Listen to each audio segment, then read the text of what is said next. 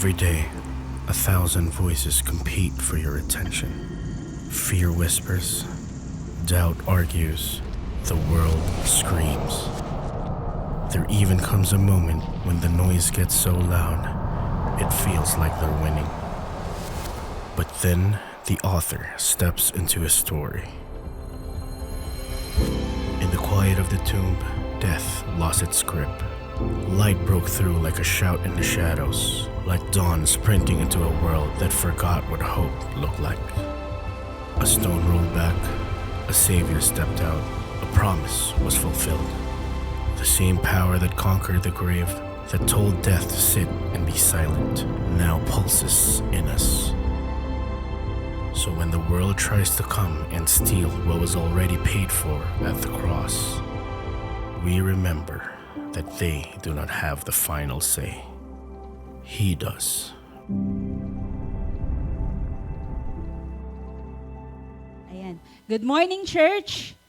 Welcome to 10 a.m. service here in Life Novaliches and Every Nation Church.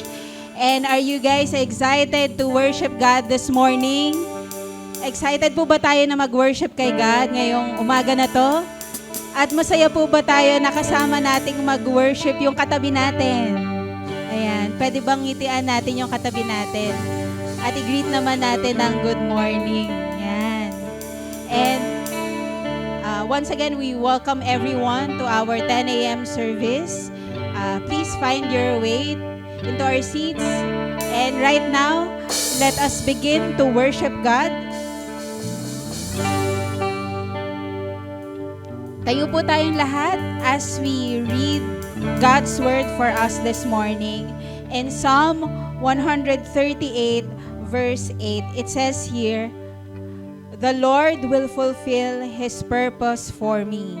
Your steadfast love, O Lord, endures forever. Do not forsake the work of your hands." Who among you here, you are thankful kay God that your life, our life, has a purpose? Thankful po ba tayo na may purpose yung buhay natin? Hindi lang para gumising, magtrabaho, kumain, uwi, tulog, repeat, no? This mundane routine, but you know, yung may purpose yung buhay natin. This psalm reminds us that God is actively working sa life ng bawat isa sa atin ngayon. Na yung purpose natin, hindi tayo yung nag-create, hindi tayo yung nag-define, hindi tayo yung nag-sustain, but the Lord Himself is the one who fulfills His purpose for us. That means, church, na yung buhay natin hindi aksidente. Yung future natin hindi uncertain kay God. Because God's steadfast love endures forever. Yun yung sabi ng word niya, di ba? And that same faithful love ni God sa atin, that same steadfast love ni God sa atin, na nag-create sa atin, nag-save sa atin, that same steadfast love of God that raised Jesus Christ from the dead is the love that continues shaping us today. Tayo, bilang creation ni God, we are the works of His hands. At hindi niya ina-abandon yung kine-create niya. Aren't you thankful for that, church? That God fulfills His purpose for us. The one who made us, the one who created us, the one who saves us. He is forming us. He is accomplishing His purpose in us. God is still working. Pwede mo bang sabihin yun sa katabi mo? Sabihin mo sa kanya, God is still working. God is still accomplishing His purpose in us. And because the Lord fulfills His purpose for His people, because His steadfast love endures forever. No? And because we are the work of His hands, let us worship the God who is faithful to complete what He has begun in us. With that, church, let us pray. Let us lift our hands to our God this morning. Let us worship Him with all of our hearts, with all of our mind, with all of our soul, with all of our strength. Heavenly Father, we thank you. Good morning, God. We thank you, Lord, that you woke us up today, God. Thank you, Lord, for giving us the breath that we are breathing today. Thank you, Lord, for giving us another morning, God, that we can worship you, we can give thanks to you, we can remember your faithfulness, your goodness, for everything that you have done for us, Lord. And God, it is our prayer that every day would you remind us, Panginoon, to always remember, help us, God, to always remember your goodness and faithfulness sa amin. Hindi lang dahil, Lord, okay yung mga circumstances na nangyayari sa buhay namin. But despite any circumstances that are coming our way, you are good. You are faithful, and you deserve to be praised. You deserve to be honored, God. And Lord, thank you for your steadfast love that continues to mold us, to form us, to accomplish your purpose in us. And we believe, God, and we declare that you who began a good work in us will bring it into completion. And so, God, today, Lord, continue to fulfill your purpose in us, God. Let your will be done over our lives, God. We worship and we praise you. This we pray in the mighty name of Jesus. And everybody say, amen and amen. Let's worship God together.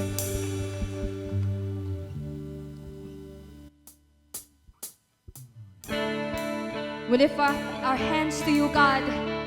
We praise you. We praise you, Jesus.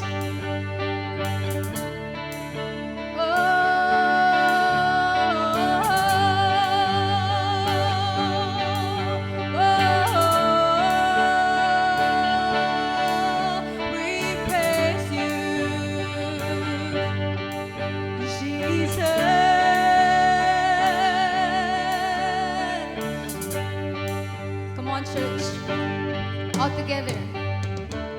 Every star, you know my name.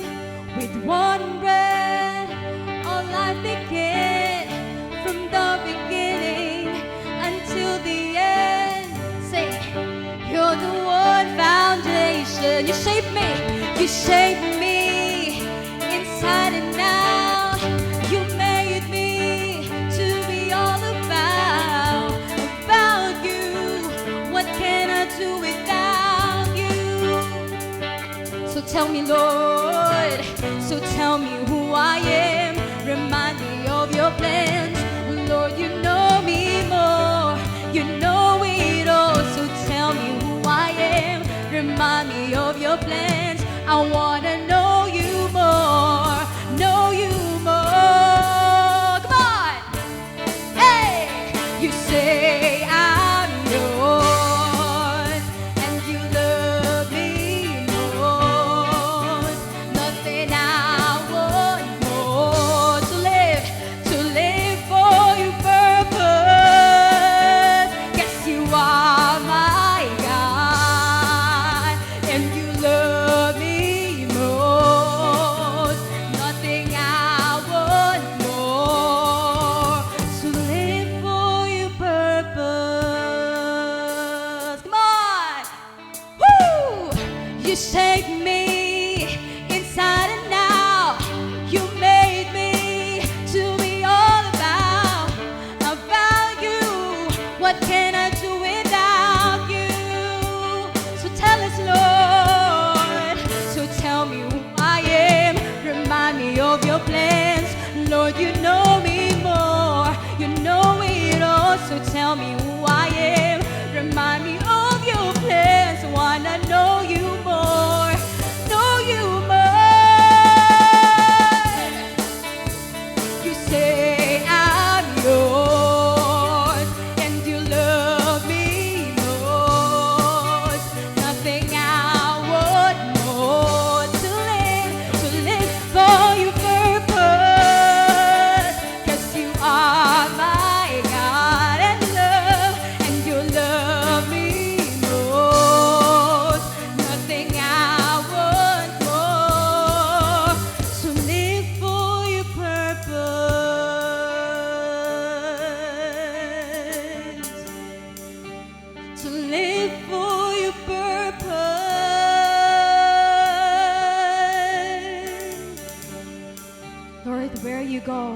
we will go. We sing, where you go, I'll go. What you say, I say. Let the whole world know of who you are to me. Where you go, I'll go. What you say, I say. Let the whole world know of who you are to me. Where you go, where you go.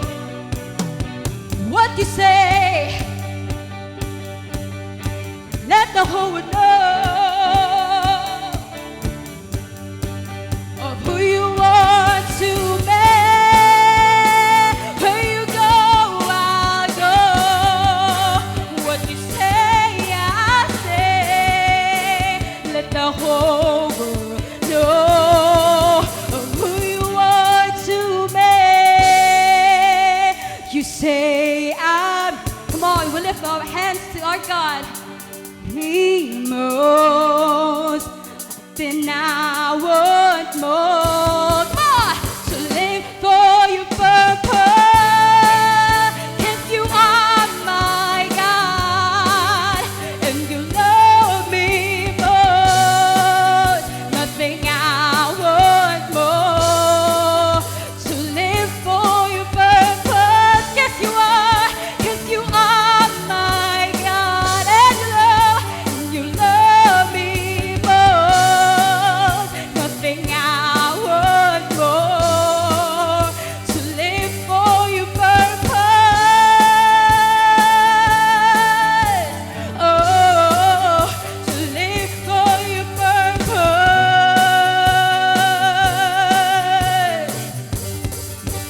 To live for your purpose.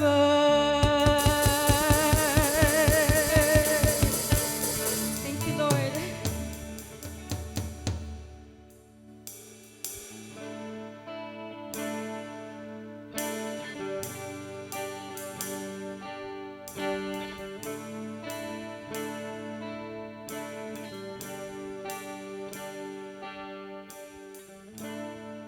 No longer shame, no longer afraid.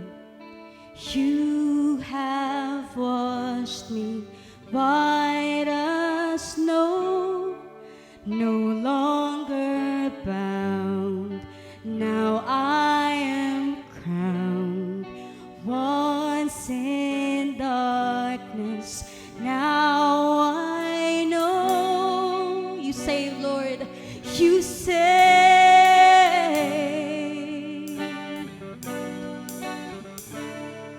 You say, and you give me beauty for ashes, and you pull me close to your heart. You have turned my mourning to dancing. That's what you do. That's who you are. Brand new eyes, brand new hands, brand new hands. You have wiped away my past. Brand new day, brand new life, brand new life. You have pulled me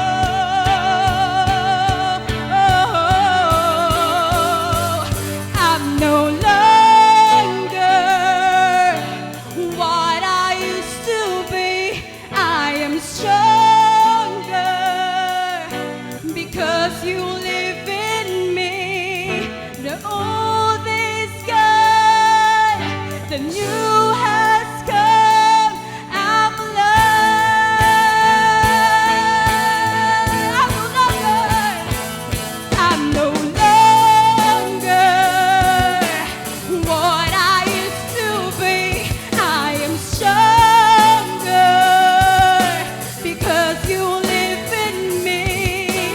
The old is gone, the new has come. I'm alive,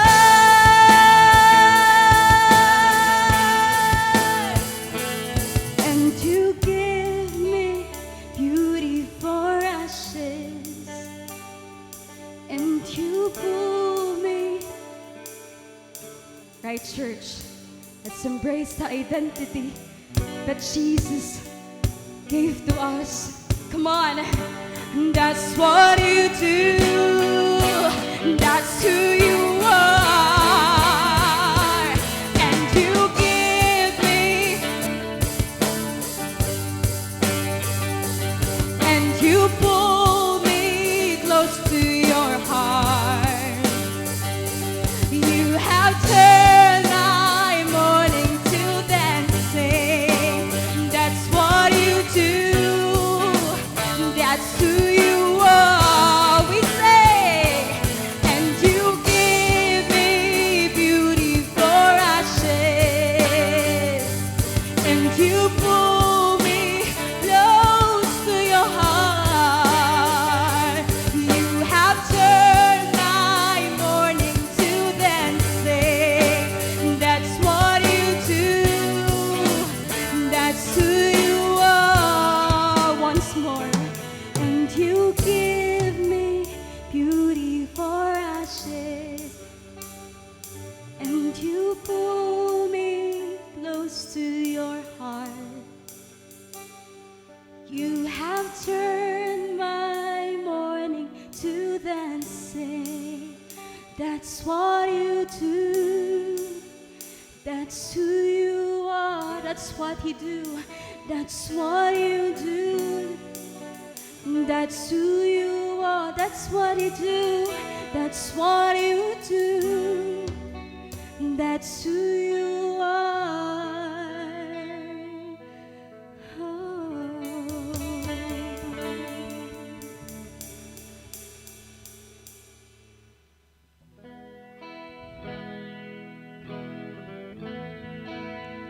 You are our Lord Jesus, the Lord of all. So we give our lives to you, God. Our lives is not just for us, but our lives is for you, Lord, and for the people, so that the world will know you, God.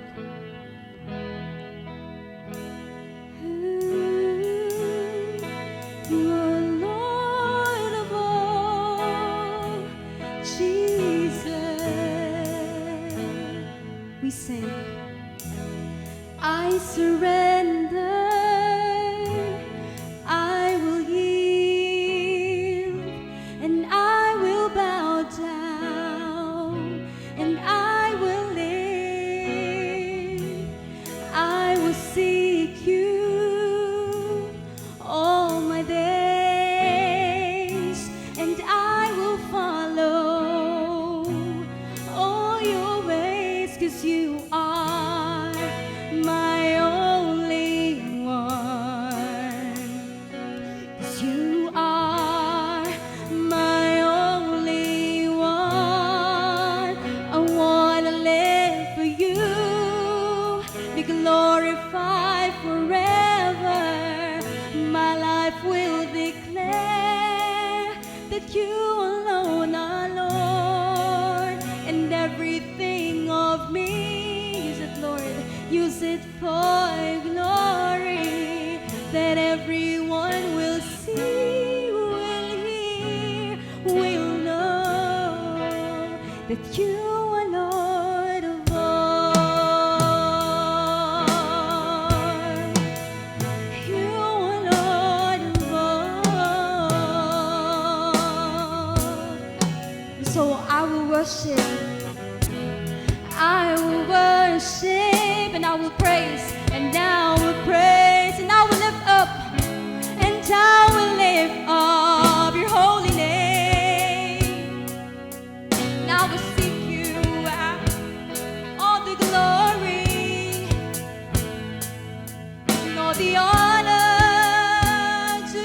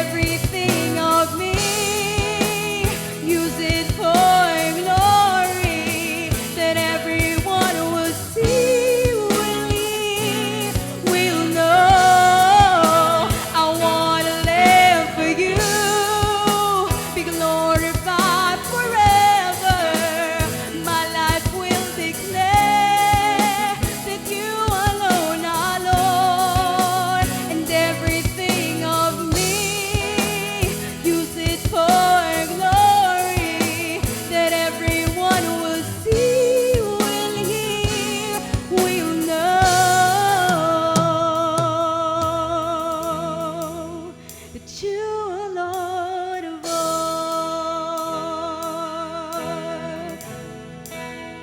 You are Lord of all. Lord Jesus, here I am, Lord, mold me. Here I am, Lord, use me. Here I am, Lord, send me for your glory. Here I am, Lord, mold me. Here I am, Lord, use me. Here I am, Lord, send me for your glory. Here I am, Lord, mold.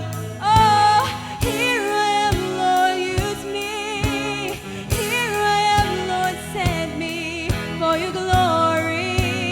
Here I am, Lord, mold me. Here I am, Lord, use me. Here I am, Lord, send me for your glory. Here I am, Lord. Here I am, Lord, mold me. Here I am, Lord, use me. Here I am, Lord, send me for your glory. I want to live for you, be glorified forever. My life will declare that you alone are Lord, and everything of me, use it for glory, that everyone will see, will hear, will know. I want to live for you, be glorified forever. My life will declare that you alone are Lord, and everything of me, use it for glory, that everyone will see, will hear, will know, that everyone will see, will hear, will know, that everyone will see, will hear, will know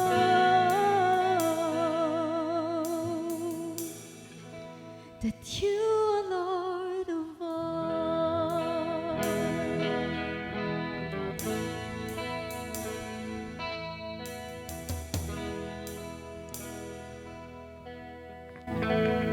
Be glorified in our midst, Lord Jesus. Lord, just like what we were singing, Panginoon, use us, mold us, send us, Lord, for your honor and for your glory. Thank you, Lord,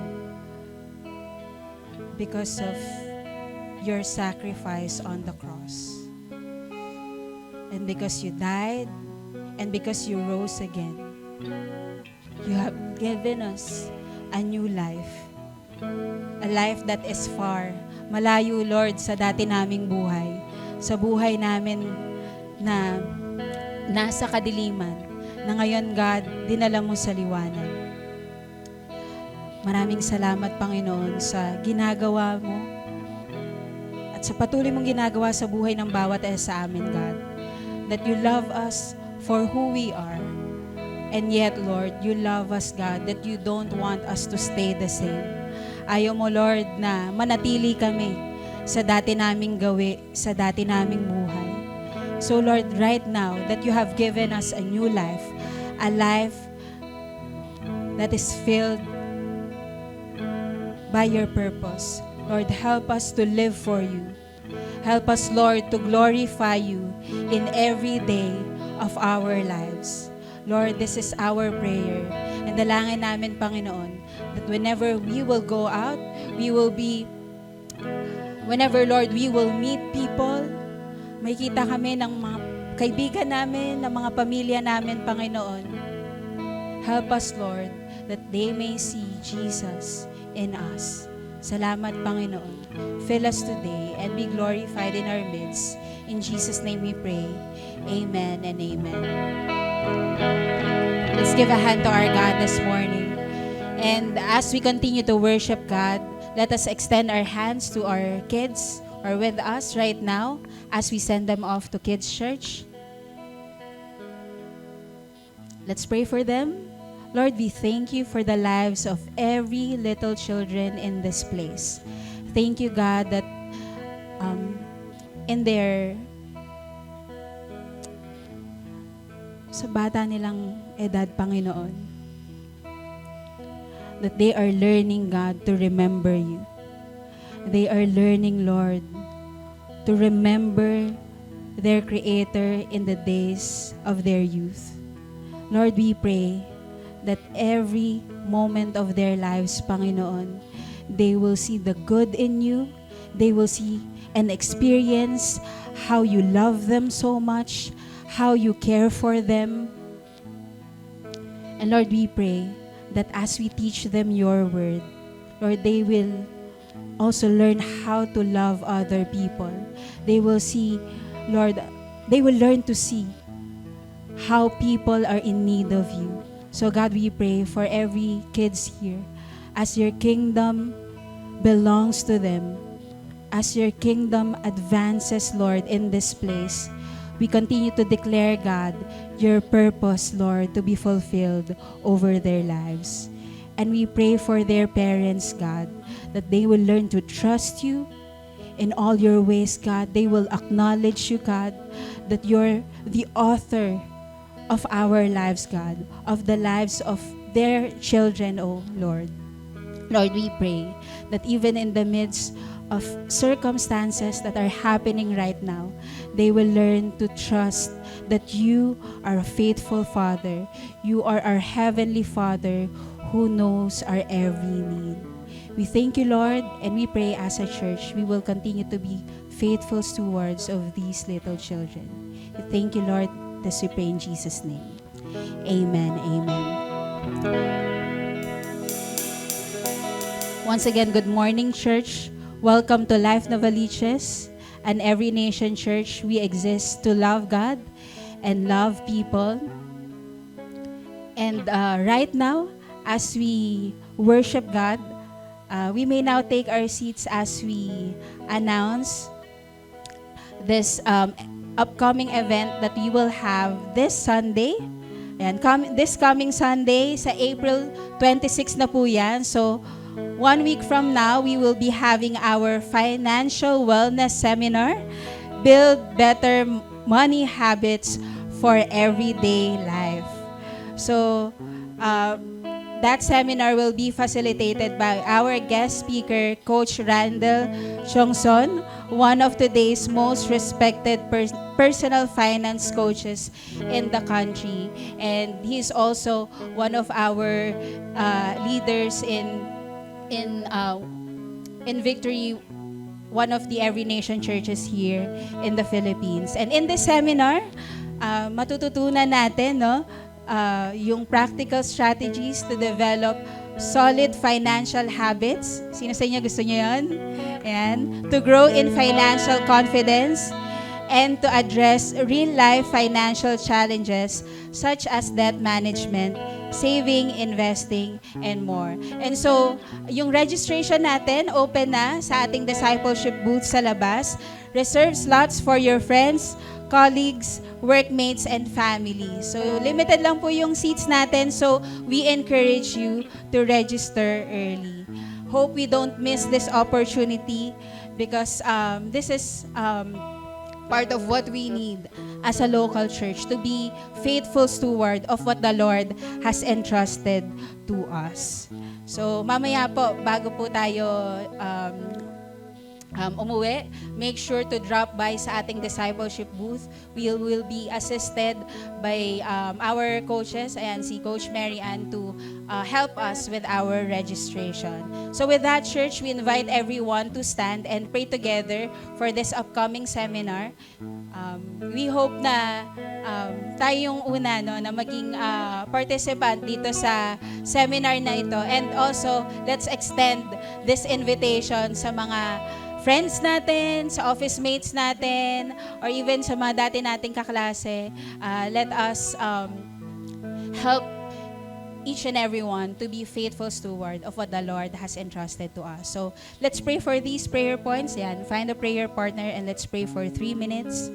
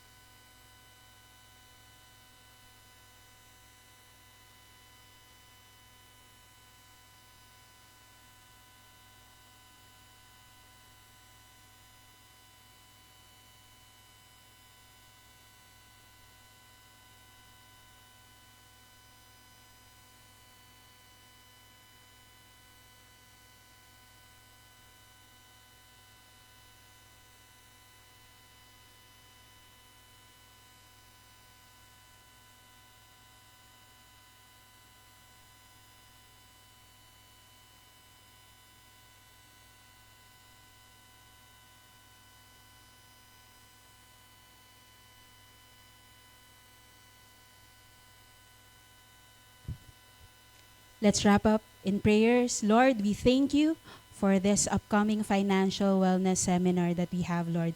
Thank you, God, because you are teaching every one of us, Lord, to be faithful steward of what you have entrusted to us, God.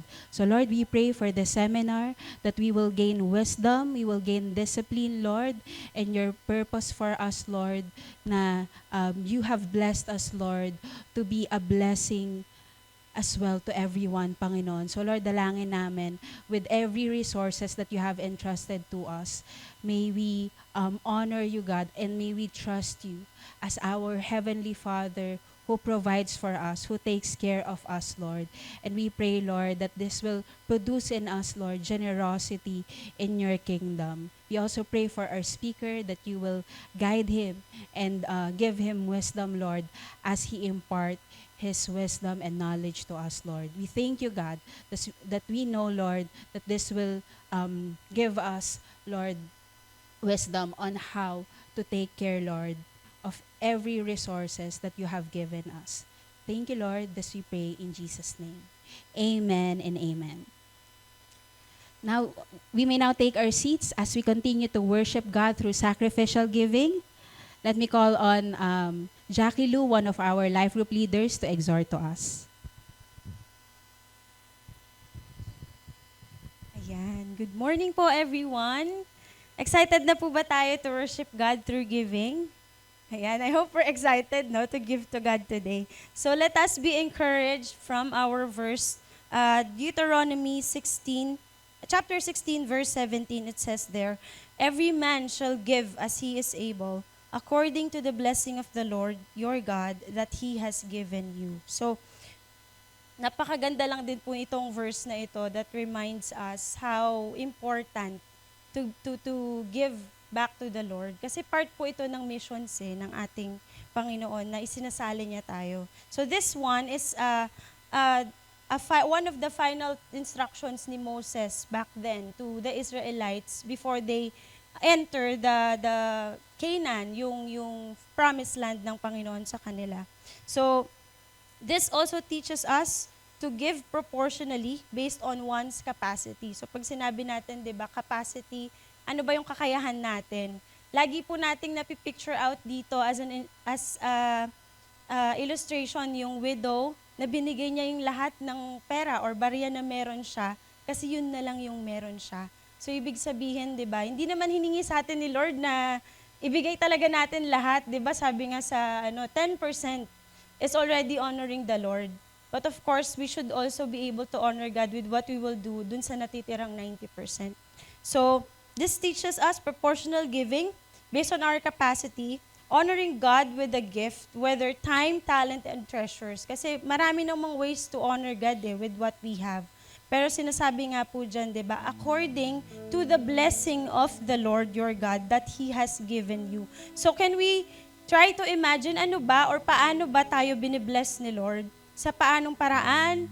Gaano ba kalaki yung ginagawa niya sa buhay natin to bless us? Just to share a little testimony, no? For some of you may know, I'm preparing for a wedding. At mahirap po ang pag-prepare kasi talagang grabe naman ang gastos.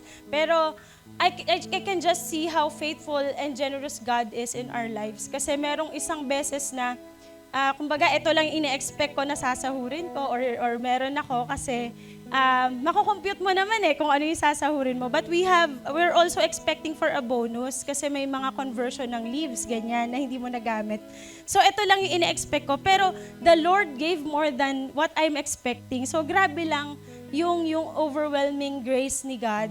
And we're seeing na sobrang gracious niya and faithful niya in providing kapag tayo din ay nagiging tapat sa Panginoon, di ba? If we are able to give, for example, 1 million, or kumikita tayo ng ganyang kalaki, tapos ang bibigay lang natin 1,000. Kasi iniisip natin, okay na to, kaya, maintindihan naman ni Lord, magigets niya naman yan, kasi may crisis ngayon May ganitong paghihirap na pinagdadaanan. Pag pumapasok yan sa isip natin, that should be a time for us to reflect, di ba, na heart check na tama ba yung binibigay ko or baka nadadaya ko na si Lord. Kasi you can give more than 1,000 kung 1 million pala yung kinikita mo, di ba? So we should always check our hearts. Ano ba yung capacity natin to give? That even that widow, kung ano na lang yung meron siya, binigay niya lahat.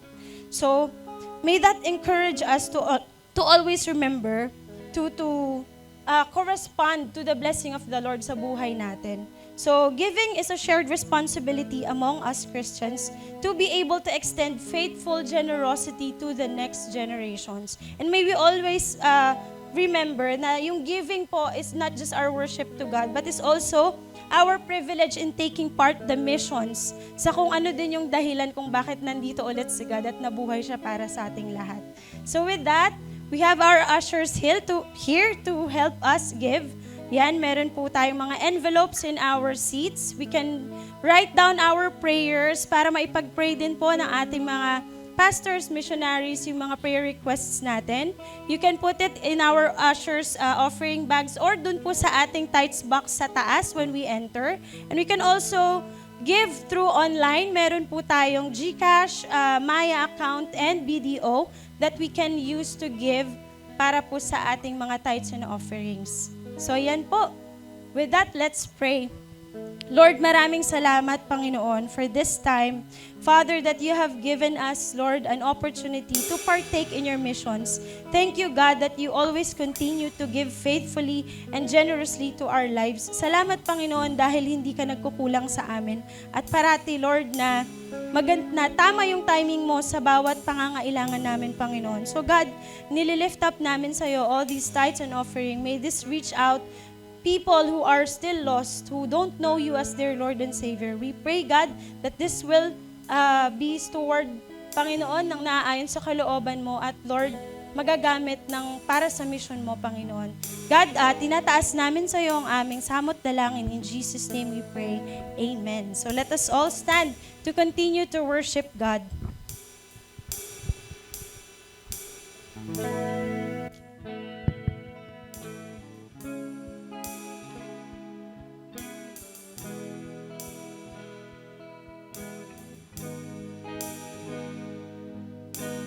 Here I am, Lord, mold me.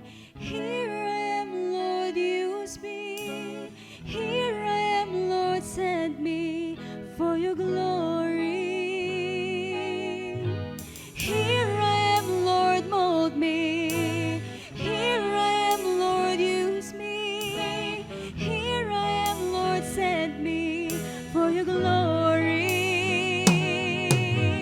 Here I am, Lord, mold me. Here I am, Lord, use me. Here I am, Lord, send me for your glory.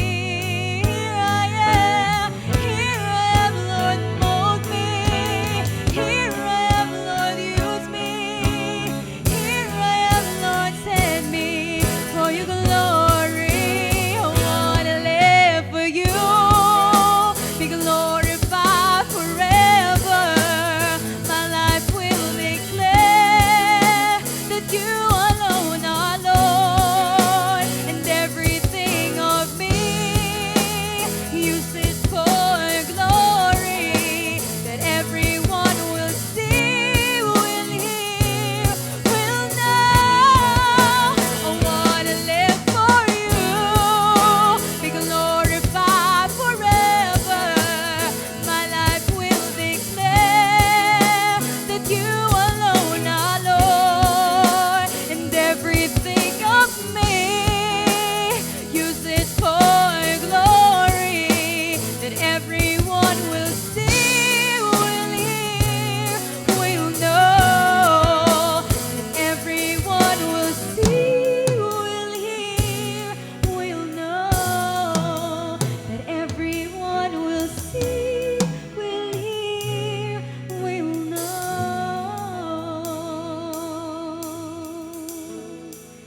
that you are Lord of all.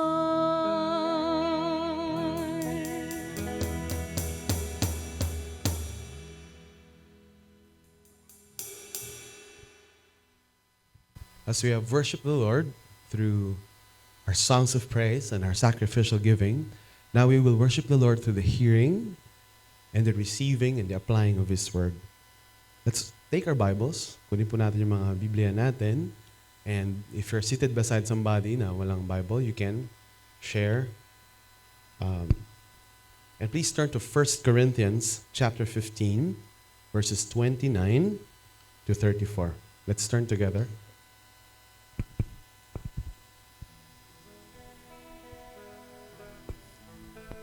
1 Corinthians chapter 15, verses 29 to 34. Otherwise, what do people mean by being baptized on behalf of the dead? If the dead are not raised at all, why are people baptized on their behalf? Why are we in danger every hour?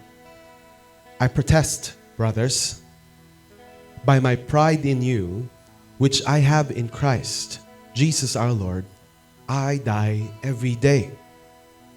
What do I gain if, humanly speaking, I fought with beasts at Ephesus?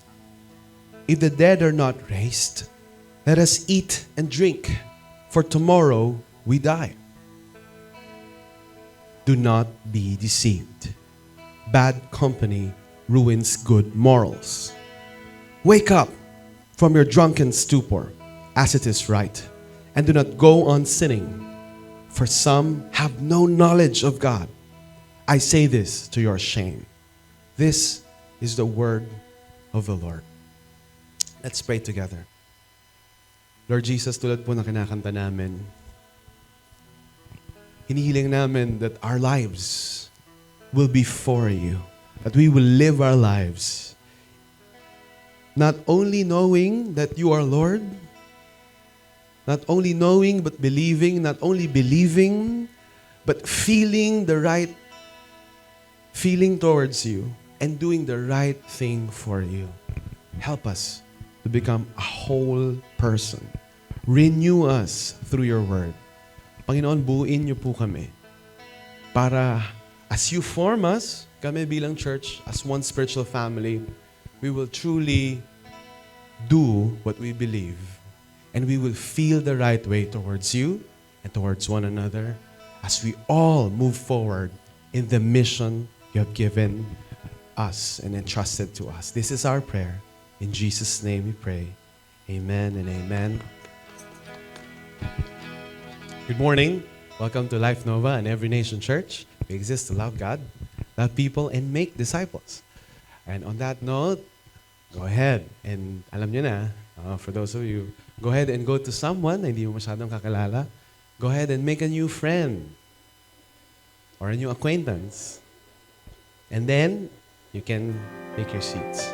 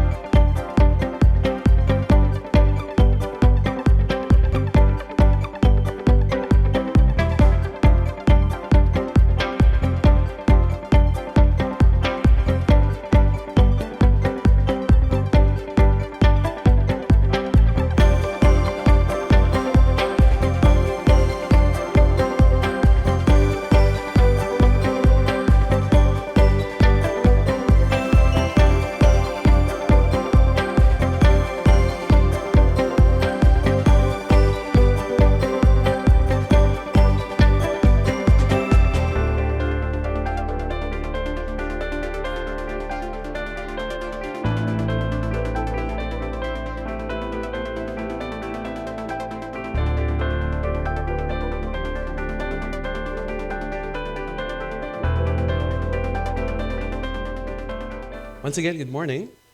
Welcome to Life Nova. Yan, sabihin mo sa katabi mo, welcome. Welcome kayo dito. Those of you who are coming for the first time, okay, bababa po tayo dito at magsasayaw. Biro lang ako. Those of you who are coming for the first time, biro lang, wala pong sayawan. We just want you to know na we have it in our hearts. If you can please consider in making this your home church. I hope you feel at home. Yan, welcome to our 10 a.m. service. And those of you who don't know me yet, I'm Pastor Tim. I'm one of the pastors here. Yan. Kahapon, I was actually in Life San Mateo. Those of you who don't know yet, we have a church building katapat lang ng SM San Mateo, a Life Church there. And I was invited to teach on spiritual foundations. First time mag-spiritual foundations nung church natin sa San Mateo. And when I was there, napansin ko lang, uy, parang Life Nova din. Parang meron kayong, you will meet people there that are living the same lives with you. And you're gonna say, oh, mas pogi lang ako dito or mas nebiro lang. But we're the same. Oh, we're the same spiritual family. And nung, those of you who are not familiar with spiritual foundations, dito kasi sa church, sobrang grateful tayo na nagsa-Sunday service tayo. Yan. So sabi mo sa katabi mo, salamat na nandito ka. Yan. O, syempre. Dahil pwede naman talaga tayo mag-online, pero that will no longer be church. Yeah. So, very strong yung position natin. No? Online church is not church. Because church is meeting face-to-face. And kung yung Son of God nga kung yung anak ng Diyos nga bumaba sa lupa, face-to-face.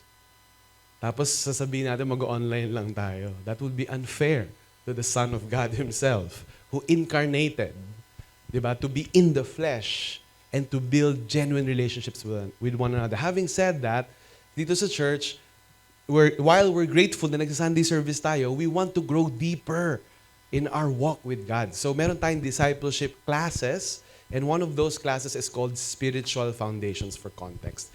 And ito yung maganda sa church natin that changed this 2026.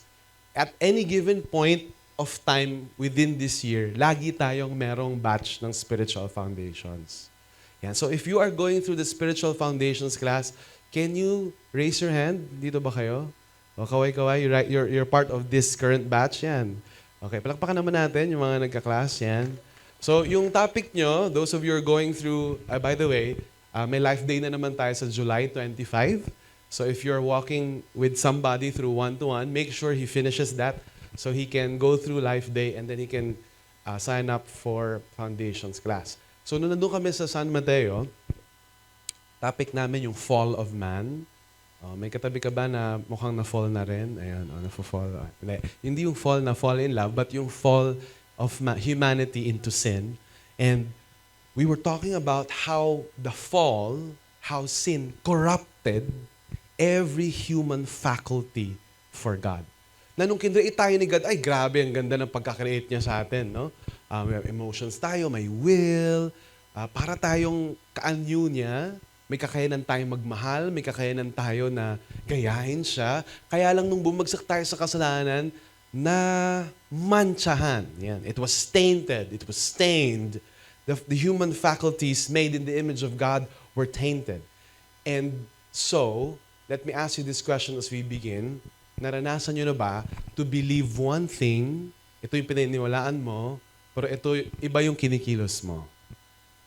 Have you ever experienced believing about something, pero pagdating sa totoong buhay, sa practical na application, toinks, hindi mo siya nagagawa? How many of you have experienced that? Naks naman, wala na kayo. Ako lang talaga, no? O kayo na lang ang mag-preach dito. Napakasama ng pastor ninyo. Ako lang yung nakakaranas ng, nakaniwala ng ganito, tapos hindi nagawa. Meron ba dito naka-experience na nun? Taas ang kamay. Thank you for being honest, no? And almost all of us, if not all of us, perhaps with the exception of Iceline, most of us have experienced believing one thing and then doing another. And ang ano dito, ang ironic, we crave integrity. Actually, we demand integrity. Gusto natin, yung mga public officials natin, may integrity. Kung ano yung sinasabi nila, ginagawa nila. Nadidismaya nga tayo eh. Pag hindi, tama po ba? Hindi tayo nadidismaya. Wala na tayong pakialam. Parang sinukuan na natin. May mangyayari ba kahit magalit ako? No? I hope hindi natin sukuan because that's our nation and we have hope of, di ba? We have hope in Christ. We demand integrity from our spouses. Di ba? Saan ka galing? Diyan lang. Pero alam mong galing siya sa iba, syempre magagalit ka. So, tayo, we demand and we crave integrity.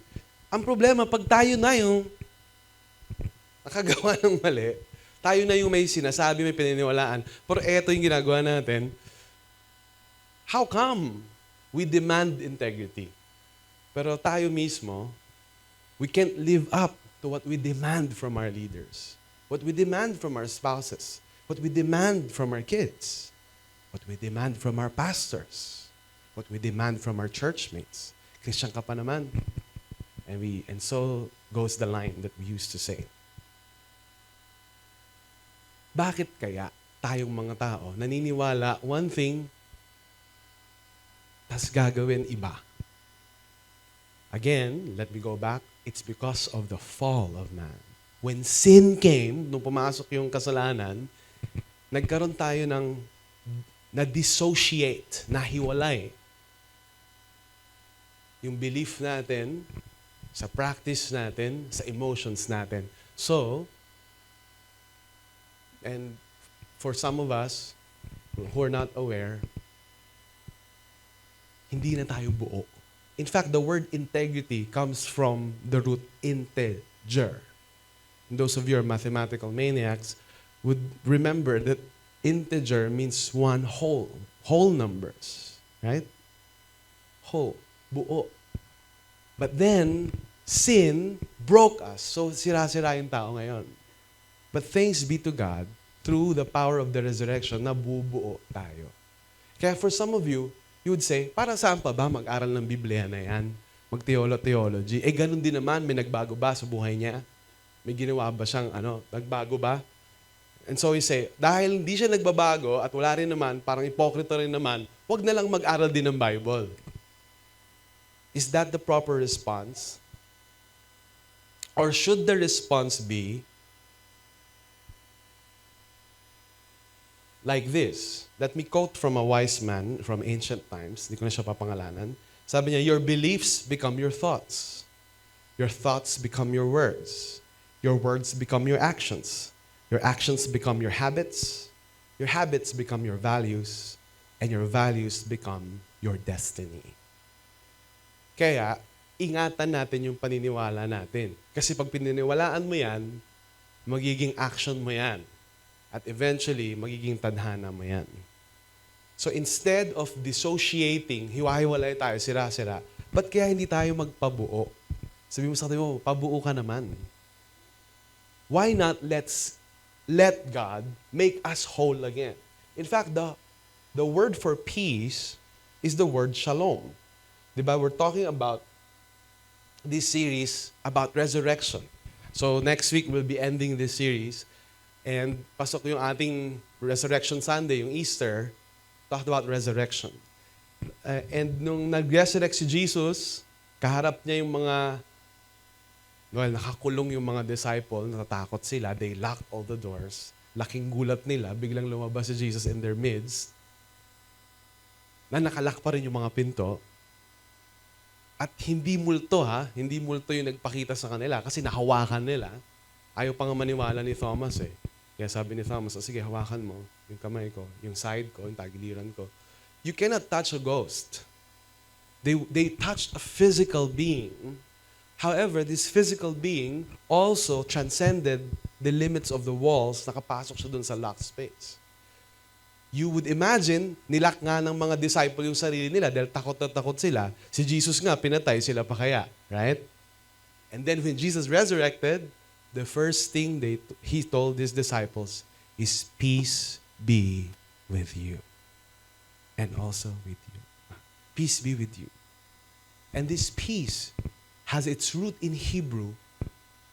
And some of you know this already. Shalom. Whole. Binoo. So, what you believe matters. We call that orthodoxy. What you practice matters. Right practice, we call orthopraxy. Right feelings matters. We call that orthopathy. Hindi naman din nagbabago, ba't pa mag-aaral ng Biblia? Ito yung dapat na sagot doon. Kung yung nag-aaral nga ng Biblia, nagkakamali pa. Paano pa kaya yung hindi? Di mas lalong magkakamali. Dahil hindi mo alam kung ano yung standard ng Diyos. Bakit hindi natin aralin yung tamang paniniwala? We call that orthodoxy. And by the way, it comes from the word ortho, which means straight. Kaya nga, di ba, sa dentista, may nakalagay doon, orthodontics. Kasi ini-straight yung ngipin na, nilalagyan ng brace, para ma-straighten. So, straight thinking. Tama dapat yung paniniwala natin about kay God. And a right orthodoxy will result to a right orthopraxy. Tama na yung gagawin natin kasi tama na yung paniniwalaan natin. And then, pag ginagawa na natin, when we're doing the right thing, we will start to feel the right things. Orthopathy. And yan yung process kung paano nababago yung tao. Kaya sabi natin, sira-sira tayo. So hayaan natin si Lord na buuin tayo. We are made whole. But it all begins with the right belief. And then, you practice what you believe. And then eventually, you will feel the right way towards God. And you will feel the right way towards one another. And for some of us, baligtad yung gusto natin. Ayoko yan, pastor. Ayoko yung klase-klase na yan. Hindi ko feel. Max. Ayoko yung mga Christian na yan, yung okay na yun, aatin ako sa simba ko, uwi na ako. Kasi hindi man ako taga Pilipinas eh. Taga Zimbabwe ako. Simba, uwi. Hihintayin ko muna na feel ko na. Hintayin ko muna na may dopamine, na excited talaga ako. Tsaka ako nagagawin. Life Day, ano ba yan? Baptism, ano ba yan? Tsaka na, hindi ko pa feel ngayon. Hindi pasok sa image ko eh. Hindi na ako magiging cash ng bayan pag nagganyan ako. Hindi na ako magiging... Well, hinihintay mo kasi yung feeling eh. Eh yung feeling, huli na yun eh. Nagsisimula muna sa tamang paniniwala. Tapos gagawin mo. Orthopraxy. Why do you think sa church? Tumayo tayo, magbabasa tayo ng Word of God. Mag-worship tayo, tumayo tayo. Ba't ba ako pinapagod ng mga ito? Tayo, upo. Orthopraxy. In the presence of the authority of God, tumayo tayo.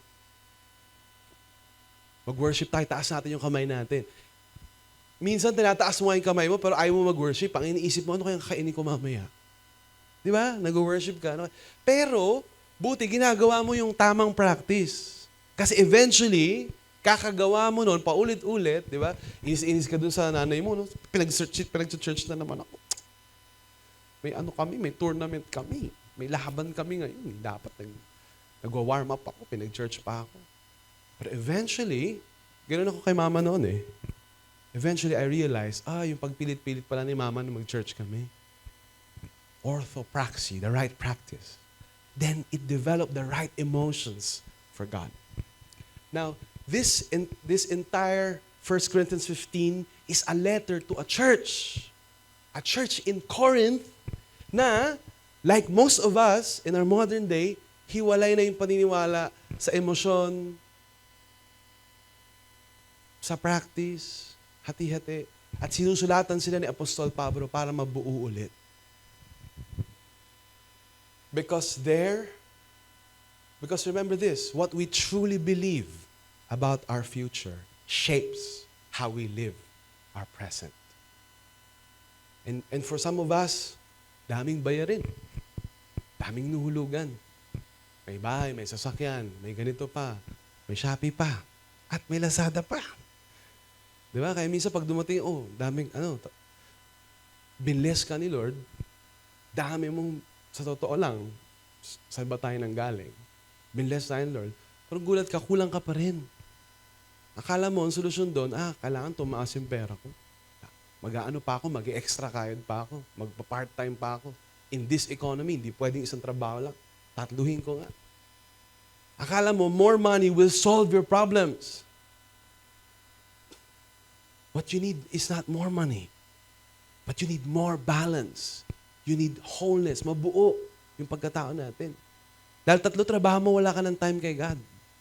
At dahil wala kang time kay God, hindi mo pamahalaan yung pera mo. Yung pera mo na yung namamahala sa'yo. Kaya dati, nung wala ka pang pera, parang mas okay kayo ni God. Pero ngayon, na marami ng pera, yung asawa mo matutulog sa iba, ikaw matutulog ka sa iba, mag-check-in kayo sa iba, nasira yung marriage nyo ngayon. Kasi sobra-sobra ng resources, pero wala kayong mission. You're no longer walking with God. And so it's very important we anchor how we manage our present with what we believe about our future. And that's the very argument of 1 Corinthians 15. Sabi na natin last week, binalikan na natin last week, Jesus indeed was raised. Di ba? Tignan natin yung, if you're following in our series, ano yung mga effect ng resurrection, hindi lang to para sa atin, buhay tayo muli, kahit mamatay tayo, para sa creation din to, para sa mga natutulog, for those who have fallen asleep. Yun ang mga katabi mo kung siya na yun. And we learned that falling asleep is just a euphemism for dying. Kaya sabi mo sa natutulog mo katabi, ingat. So tuloy natin, no? Otherwise, what do people mean by being baptized on behalf of the dead? If the dead are not raised at all, why are people baptized on their behalf? So, si Paul was trying to address the thinking of the Corinthian people. And alam nyo, itong verse na to, itong section ng verses na pag-uusapan natin, hindi to palaging napipreach. Kasi medyo mahirap siyang i-interpret. Kailangan pag-isipang maigi kasi very controversial yung verse na yan. Kadalasan iniiwasan yan eh. So babasahin na lang hanggang 28. Kasi pag 29, may problema na. Paano? Pakinggan yung maigi yung sinasabi ni Paul. Kasi gusto niyang i-prove yung resurrection eh. Sabi ba niya, para saan na yung ibang tao nagpapabaptize on behalf of their dead? If the dead are not raised at all, why are people being baptized on their behalf? This is a very weird verse. Think about it. Sa Tagalog, sabi ni Paul, bakit may mga ibang tao na nagpapabautismo sila para sa namatay nila? Maaring kamag-anak. Kung di totoo ang resurrection, bakit sila nagpapabautismo para sa mga namatay nilang kamag-anak? O di ba? Ang laking problema ng verse na yan. Anong ibig sabihin dito ni Paul? Pwede ka bang magpabaptize para sa namatay mong kamag-anak? So I kid you not, when I was studying about this, I saw 31 different propositions on how to interpret this. Ang dami. So wag na tayong pumunta sa 31 na yon. Kasi iniisip mo na yung lunch mo no? Doon lang muna tayo sa pinaka-plain meaning ng text. Kapag yung text medyo malabo, parang hirap, babalik ka lang sa plain meaning. Ibig sabihin, ano ba ito? Tingnan mo sa ibang translation. Example, tingnan natin siya sa Legacy Standard Bible.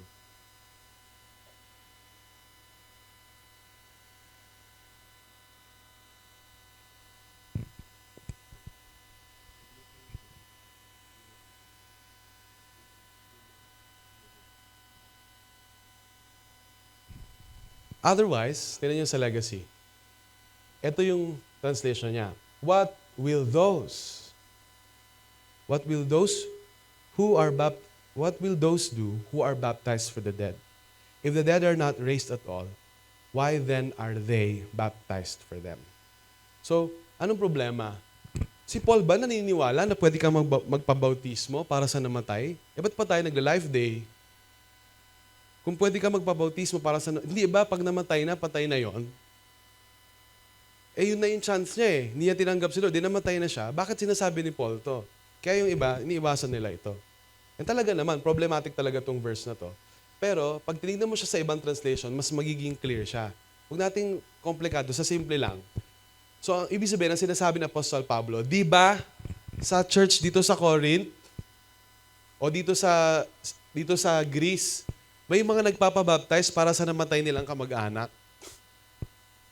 Ganun nila kamahal yung mga namatay nilang kamag-anak. Di ba kumbaga sa Pilipinas, pinapanalangin yung mga namatay? May version din tayo ng ganun eh, di ba? Sa kultura natin. Uy, namatay na, ipanalangin natin. Let's pray for the dead. Minsan i-invite ako, memorial service, Pastor, punta ka naman kasi namatayan kami, pag-prayin mo yung namatay. Pag ni-invite ako, nag-uusap kami nung pamilya, sabi ko, pasensya na ho, hindi ko kasi pwede ipag-pray yung namatay. Kasi patay na yun eh. Pupunta ako, pero pag-pray ko po kayo, yung mga buhay pa. Okay lang ba yun sa inyo? Huwag niyo pong asahan na pag-pray ko yung namatay. Kasi patay na yun eh. Wala ka na magagawa tungkol sa namatay. Kung saan siya napunta, nandun na siya. Kahit anong i-offer mo kay God, kahit ilang milyon pa yan, nandun na siya, hindi natin masusuhulan sa God eh. So ganun tayo sa memorial service. Tapos biglang magsusulat si Paul ng ganito. Diba? Ang sakit sa ulo ni Paul. Ano ba yan, Paul? Get it together. Puyat ka ba na nagsusulat? Pero, ito yung pansinin natin sa text. Ito yung sabi ni Paul. What will those who are baptized for the dead do? Anong gagawin nila? So ang sinasabi ni Paul, hindi niya ina-approve na tama yung practice na yon, nire-recognize lang niya na may gumagawa nun. Kaya nga, ang gamit ni Paul, those, they, sila. And sa panahon natin ngayon, may nagpapabaptize ba for the dead? Yung mga Mormons. It's a religion who teaches so many weird things. And one of the weird teachings they do is take this verse and apply it by baptizing for their dead. Naging Mormon ito. Bago siya naging Mormon, may pamilya siyang hindi naging Mormon, ang gagawin niya, magpapabaptize siya on behalf sa mga kamag-anak niya para pumunta rin sila sa langit. Which is a very weird practice coming from this verse. Pero kailangan mo siyang basahin ng maigi kasi ang sinasabi lang naman ni Paul, sila. Sinabi ba ni Paul na kami, tayo? Ibig sabihin, hindi to paniniwala ni Paul. Hindi to paniniwala ng church. May mga gumagawa lang nun. Nire-recognize niya na may mga gumagawa nun. Eh, anong point nito? Ito yung point. It's almost a pagan practice. Parang gawain to ng hindi nakakakilala kay God eh. Kasi kung magpapabaptize ka para sa namatay, di hindi mo kilala si God.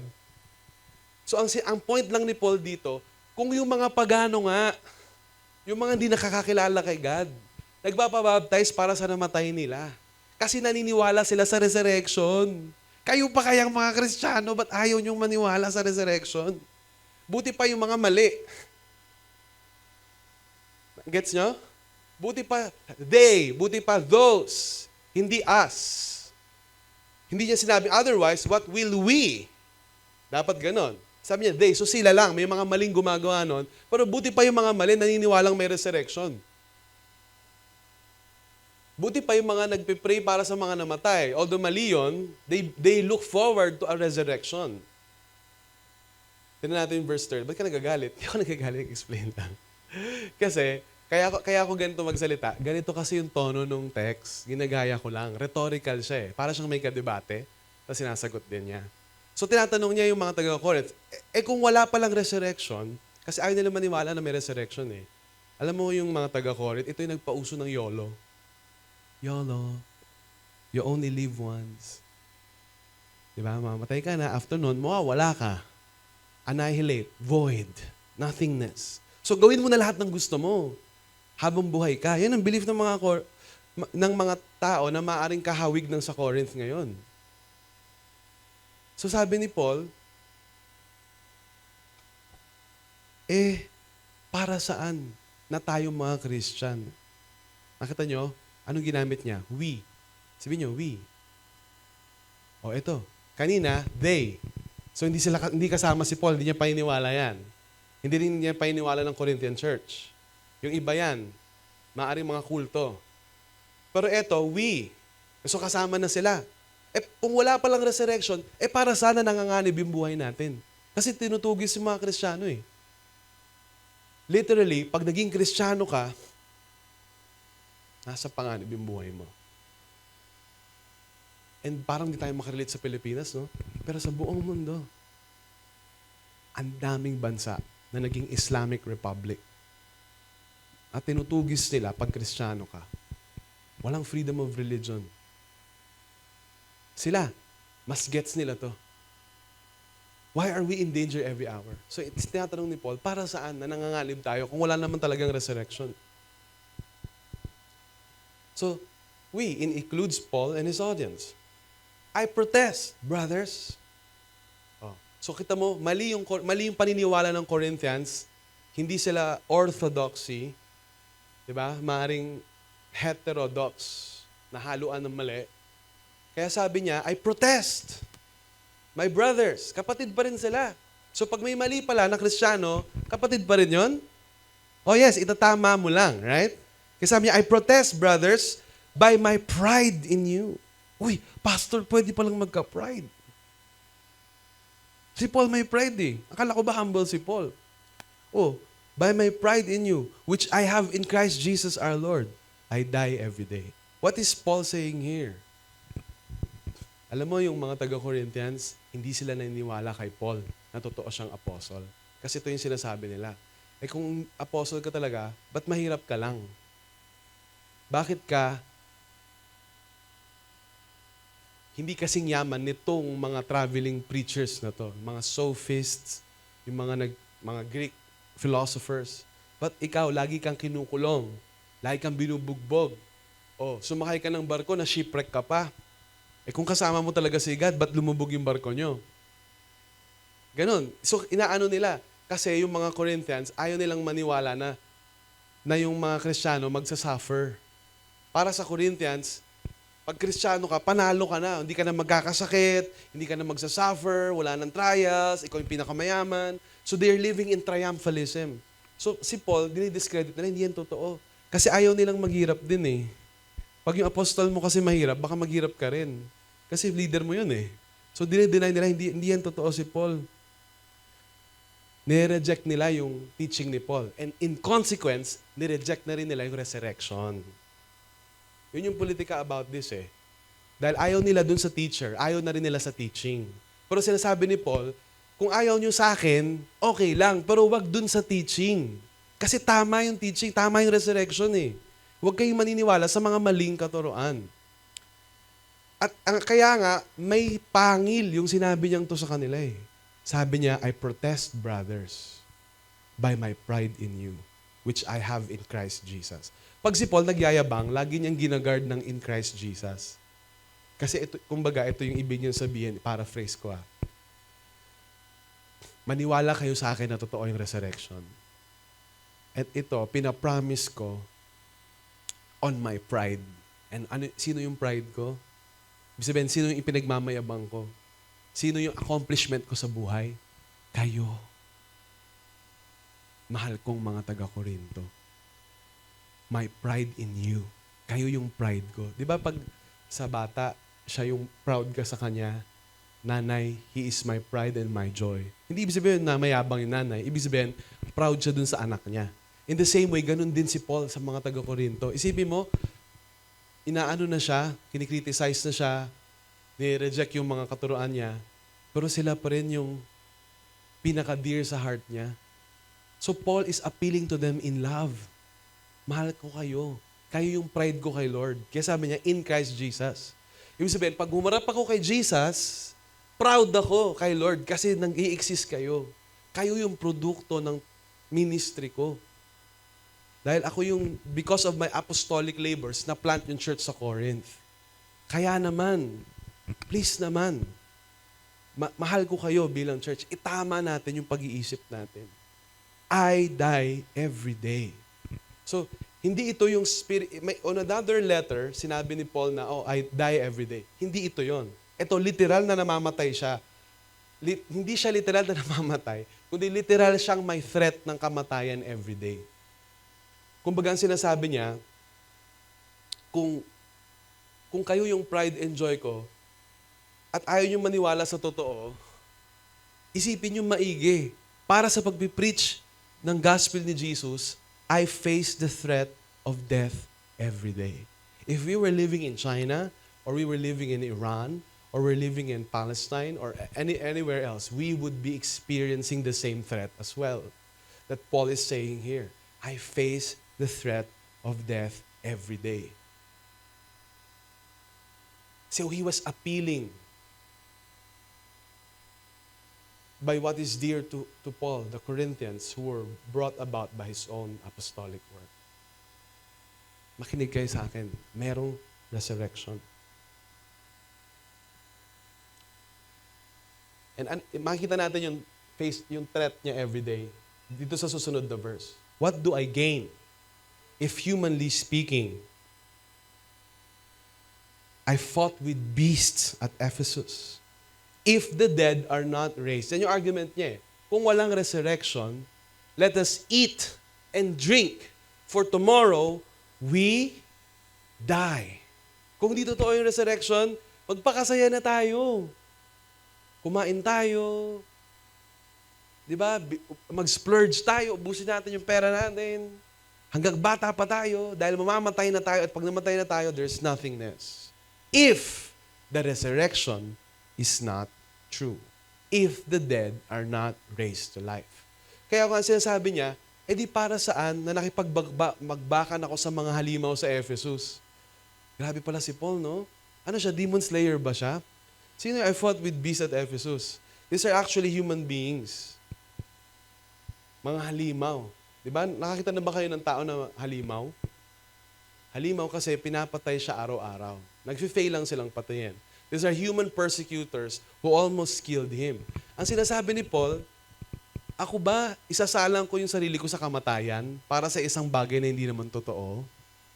Di mag-business na lang ako para yumaman, at pag ang yaman-yaman ko na, kakain ako ng lahat ng gusto ko, tapos mamamatay, papamana ko yung pera ko. Ganun mabuhay ang isang taong walang resurrection. You live for just today. Kapatid, ganun ka ba mabuhay? Ganun ba yung tinuro mo sa pamilya mo? Ganun ba pinalaki yung anak mo? Anak, you're in a rat race. Kailangan mauna ka. Kung kailangan mo tadyakan yung classmate mo, tadyakan mo siya. Kailangan ikaw mauna, ikaw lang may medal. Punitin mo yung assignment niya. Dahil ang buhay, karera yan. Hindi ka pwedeng mahuli. Ikaw lang lagi nauuna. Dahil ang meron lang tayo, pera. Tandaan mo, wala kang pagkakatiwalaan sa mundo. Pera lang. Kaya ka nag-aaral para saan? Para maraming pera. Para pamatanda na si mami at si papa. Bibigyan mo kami ng maraming. Ganun ba natin pinalaki yung mga anak natin? Eat and drink, for tomorrow we die. Are we living for just this world? Because this is valid if, and only if, there is no resurrection.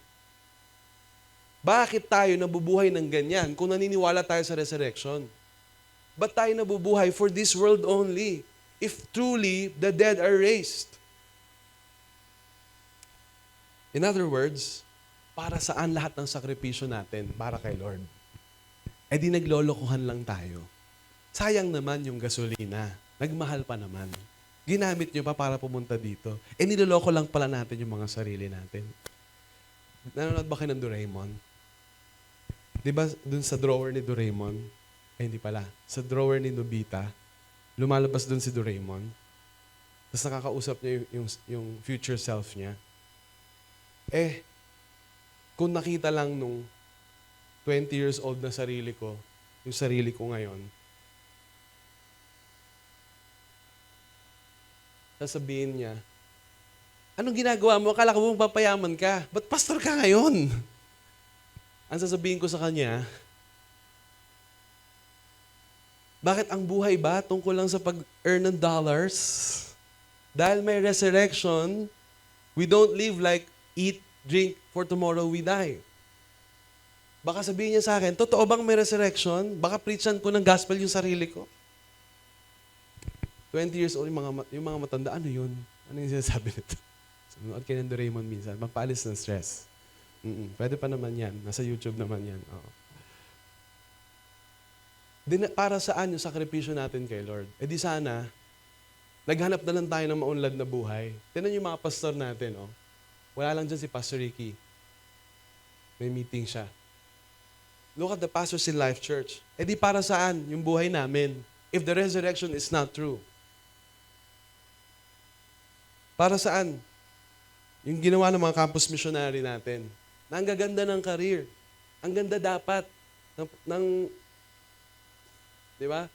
Ano, Sam? Asan ba si Sarah May? Oo, di ba? Nakikita nyo yan every Sunday dito.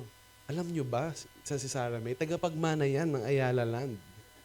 O sabi niya sa UP, tinawag ako ni Lord, binalik niya.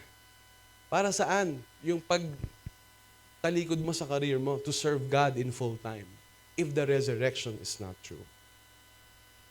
At kayo, kitang-kita nyo yung sarili nyo ngayon, no? Nasaan kayo dyan? At kayo naman, mga taga-Life Nova, para saan? Yung pagta-tights ninyo, pagta-tights natin, pag-volunteer natin, pag-disciple natin, if the resurrection is not true, niloloko lang natin yung mga sarili natin. At para saan? Nung nagtipon, lahat ng Every Nation churches, nung nakaraan, March, sa Go World Conference, if the resurrection is not true, nagsasayang lang tayo ng oras at pera. Humina na ba yung faith nyo? Again, the operative word is if it's not true. But again, lagi natin sinasabi sa series na to, it is true. So how should that shape our lives? Our future resurrection vindicates our present lifestyle of sacrifice for God's mission. Buti na lang, totoo yung resurrection. Buti na lang, life does not stop when you die. Dahil lahat ng sakripisyo natin para kay God, lahat ng sakripisyo natin para sa misyon, lahat ng mga 5-star restaurant na dapat na kinainan ninyo at hindi nyo kinainan, lahat ng pang Starbucks nyo sana na binigay nyo para kay God, hindi na sayang lahat ng yon. Because the resurrection is true. And deep within the human heart, you know this. Even those who believe in you only live once. Ecclesiastes tells us God has set eternity in the human heart. We long for eternity. Even if you don't believe in life after death, we long for that. We look at our family and wish we would live longer. We put all kinds of creams in our bodies and we take all the kinds of supplements to delay aging because we yearn for eternity. But let me tell you this truth. What we yearn for is truly available to us. Because if we are in Christ, we will be truly raised to life. Why do you think life is the name of our church? Because it is our present reality and it is our future destiny. There is resurrection. God is alive and our sacrifice is not in vain. Your service to the Lord is not in vain. That extra job, that extra sideline that you have sacrificed so that you can serve God, so you can make disciples, so you can walk through people in life group and one-to-one, those are not wasted because the resurrection is true. Jesus is alive and we will be raised to life even if we die. Can I hear an amen? Do you believe that? So our future hope should change the way, should fuel, should motivate our present sacrifice. Sabi ni Paul sa kanila, do not be deceived. Huwag kayong palilinlang. Bad company ruins good morals. Kung sinasabi niya, hindi naman kayo dating ganyan ah. Di ba yung mga anak natin, pag may ginagawa, nakalokohan, pinatawag ka sa school, hindi pa naman nangyari kasi homeschool lang si Zoe, no? Pinatawag siya, ako din yung principal eh. Oh, dito ka. Oh, pero for those of you na may mga malaki ng anak pinatawag, di ba? Sabi mo, anak, hindi ka naman pinalaki ni mama na ganyan ah. Sino kaklase mo? Yan, di ba? Sino kaibigan mo? Ba't ka nagaganyan? Sabi na sa anak mo, kayo din po ganyan. Diba? Totoo naman din kasi, bad company ruins good morals. And so he was telling the church in Corinth, kayo ba kayo nagsasama at nag-iba na yung paniniwala ninyo? You don't glory in the suffering of Christ. You don't have hope in the resurrection anymore. Huwag kayong papalinlang. Because there are those who teach and live like there is no resurrection. Bakit kaya tayo naniniwalang may resurrection, pero pag pumasok tayo ng Monday, Tuesday, Wednesday, we live like there's no resurrection? Because bad company ruin good morals. My friends, sino yung bad company na yun? Sino yung mga tao? Hindi yung kumpanya nyo ah. Yung sabihin yung mga kasama, companion, bad companions, ruin good morals. Huwag kayong magsasasama sa mga tao na nabubuhay na para bang walang paglilitis sa Diyos pagdating ng araw. Saan tayo pupunta? Lahat ng tao halos ganun. Sa bundok! Magtatago tayo sa kuweba. Ganun ba? Hindi. Kasama pa rin natin sila, but let's not let their belief infiltrate and affect us. Dapat pabaligtad. Tayo mag-i-influence. Oh, inuman na naman kayo after office. Eat, drink, and tomorrow you shall die. Talagang patay ka bukas kasi papasok ka pa. May hangover ka ngayon. Tomorrow you shall die. Tama na yung hangover na yan. Mag-live group na lang tayo. Hindi naman kailangan ng alak para makapag-open. Sa totoo lang, gusto nyo lang naman talaga mag-open eh. Paalak-alak kayo para cool. Di ba? Para kunyari, cool. Pwede naman yung sa live group. Hindi man kailangan ng alak para magkaroon ng friends. Because God has called us to love God and love each other. See?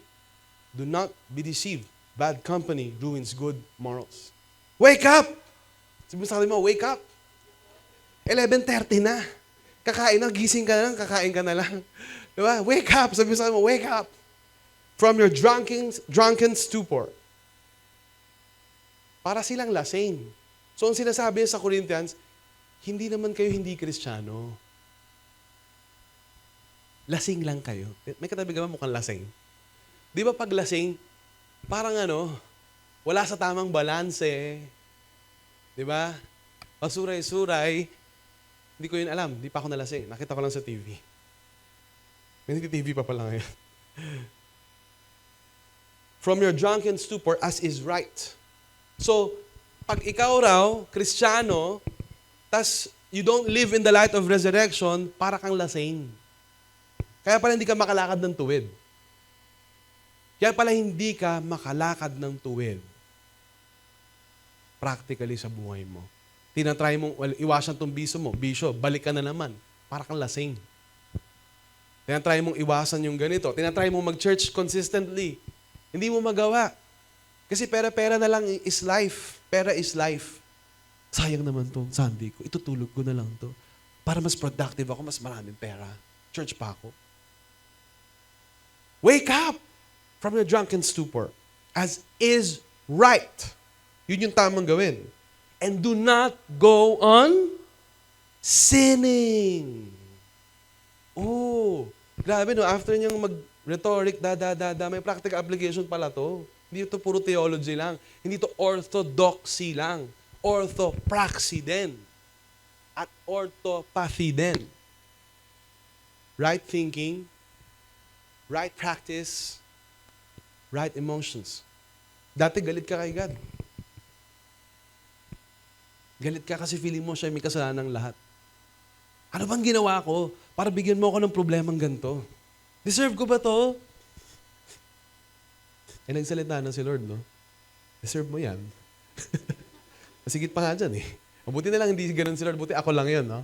Pero ang nakalagay kasi sa word, what we deserve is death.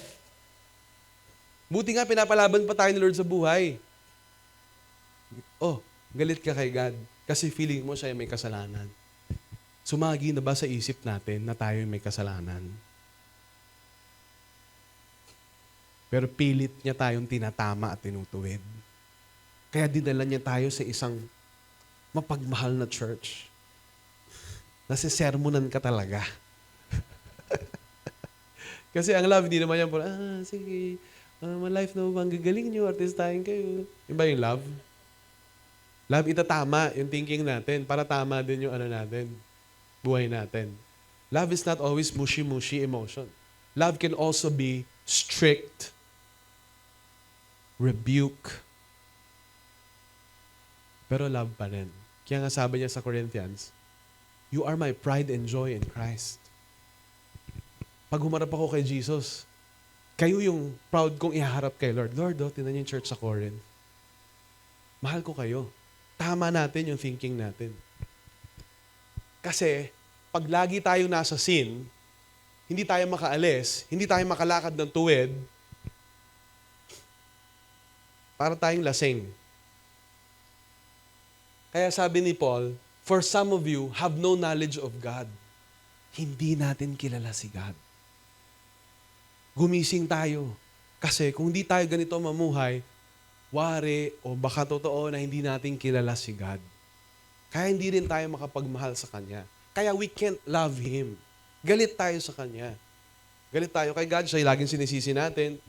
Hindi natin matignan yung sarili nating buhay. Hindi natin ma-appreciate yung ginawa ni God for us. Kasi hindi natin siya kilala eh. If you know God, you will know how to love. Because God is love. That's His very nature.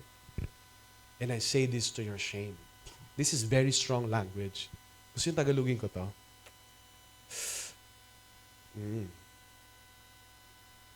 Doon mo makikita na mahal talaga niya yung taga-Corinth. Kasi he can use strong words with them.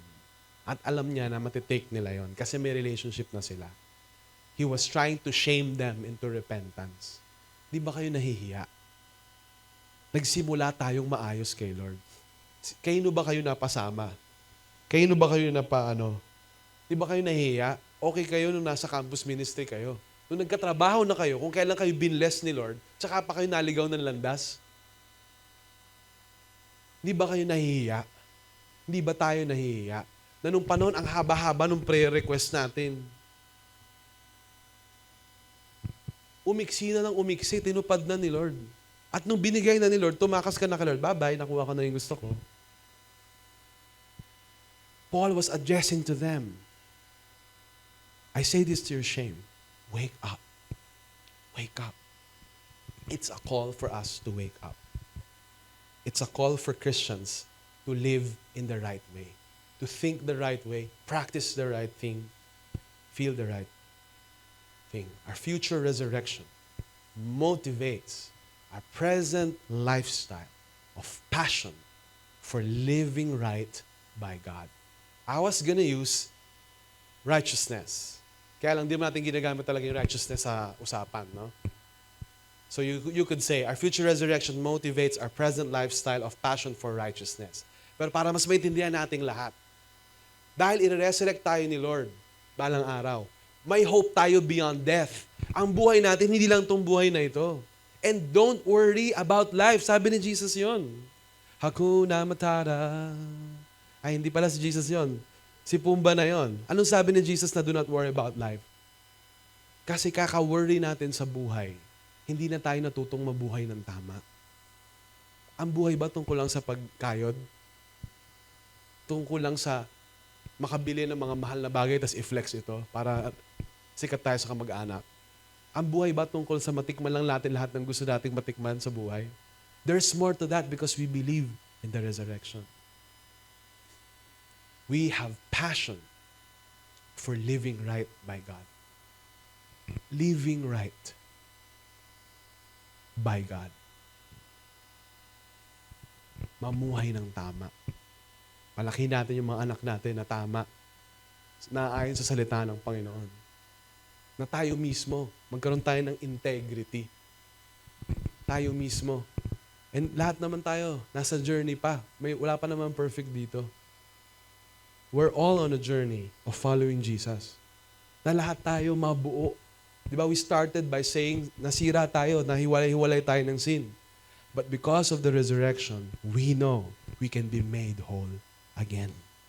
I invite you, my friends. What are the things you believe in na you have trouble practicing?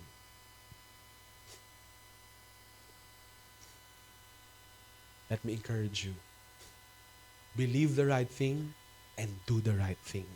And eventually, you will feel the right thing.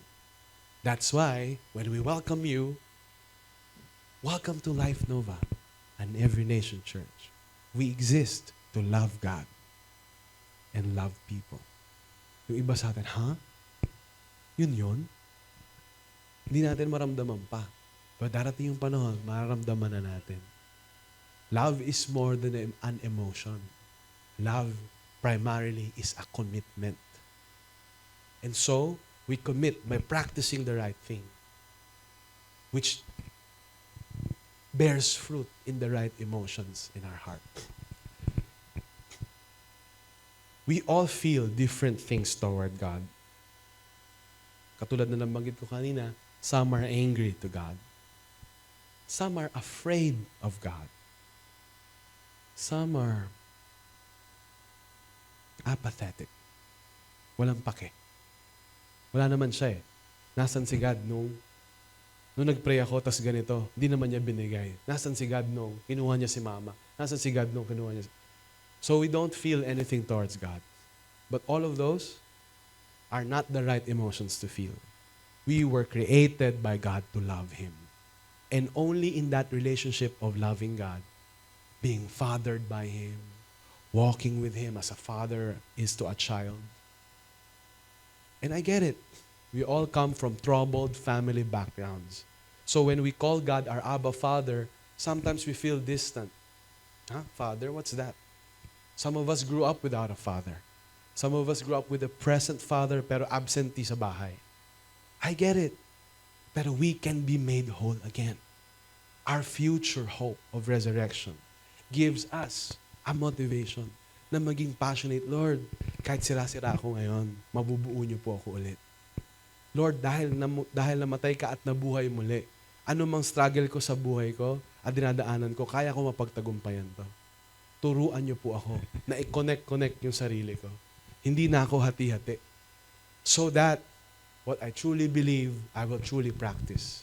And I will truly feel the right things towards you and towards other people as we all walk together in the mission that God has called us to do. Let's all stand together as we close in prayer.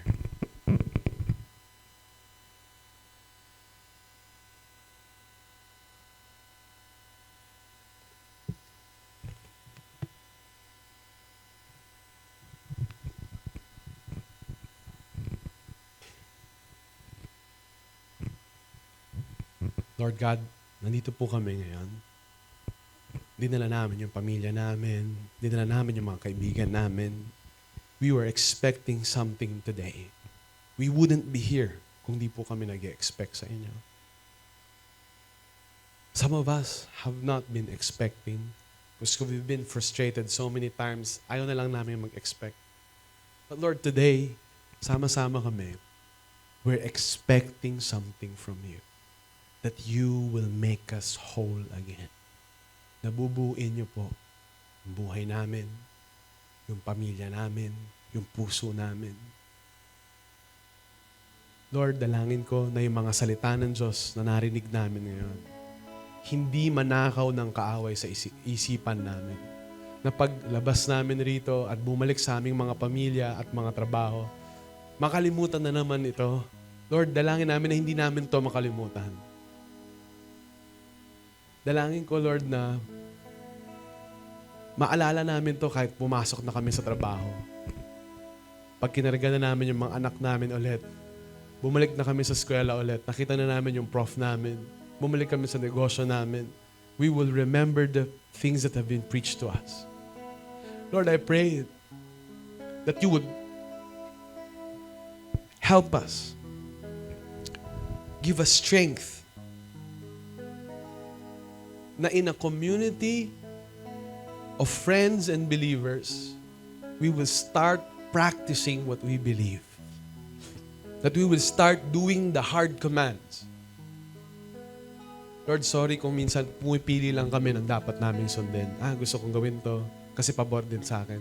Ayokong gawin to kasi mawawala yung gusto kong gawin. I pray, Lord, that we would surrender even our own personal desires so we can live lives that truly honor you.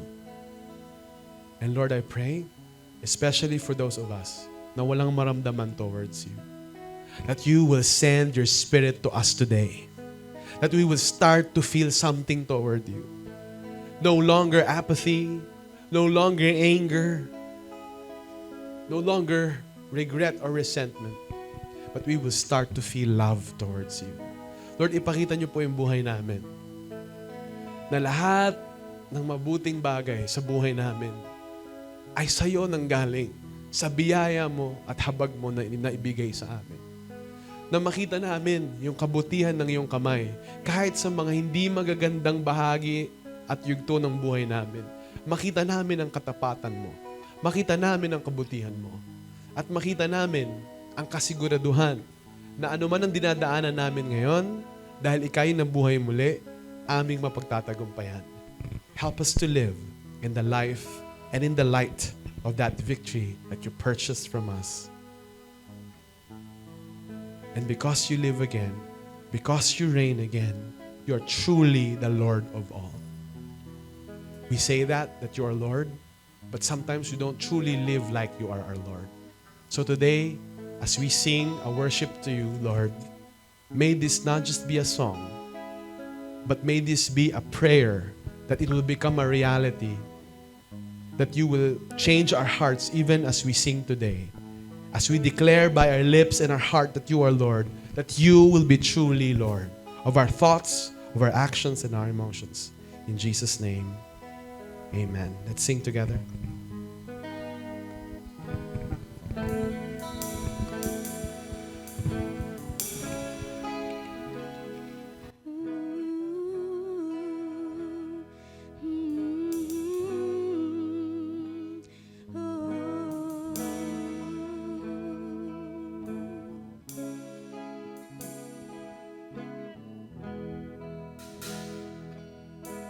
Here I am, Lord, mold me.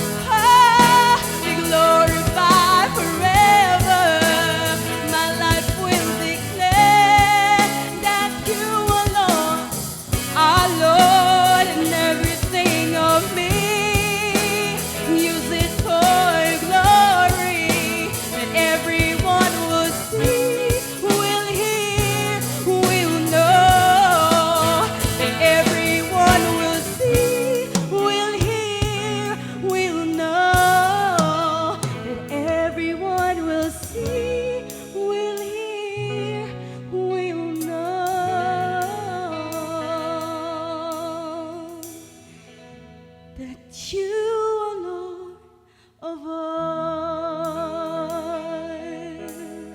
Thank you, Lord. God deserves praise. Thank you, Pastor Tim, for preaching the Word of God to all of us this morning. Let us pray together as we end the service. Lord, we thank you for the Word we received today. Thank you, God, for aligning us once again, Lord, sa Word mo, Panginoon, na yung pinapaniwalaan namin about you, God, about your life, God, your death and your resurrection, God. At Lord, because you live again, Panginoon, Lord, help us, Panginoon, na yung pinapaniwalaan namin about you will also help us, Lord, on how we will live our lives for you, Panginoon. Lord, help us, use us, Lord, mold us, Lord, to live for you, God, so that, Lord, lahat ng makakita sa amin, lahat ng makakarinig sa mga sasabihin namin, Panginoon, lahat ng gagawin namin, Lord, will bring honor and glory to you, O Lord. Maraming salamat, Panginoon. You deserve all the praises and all the honor. In Jesus' name, this we pray. Amen and amen. Church, may the Lord bless you and keep you. May the Lord make His face shine upon you and be gracious to you. May the Lord lift up His countenance upon you and give you peace. Thank you for joining us sa 4th week ng ating series, The Final Say. We'll see you again next week. God bless everyone. Let's continue to love God and love people. Life Nova. Ingat po.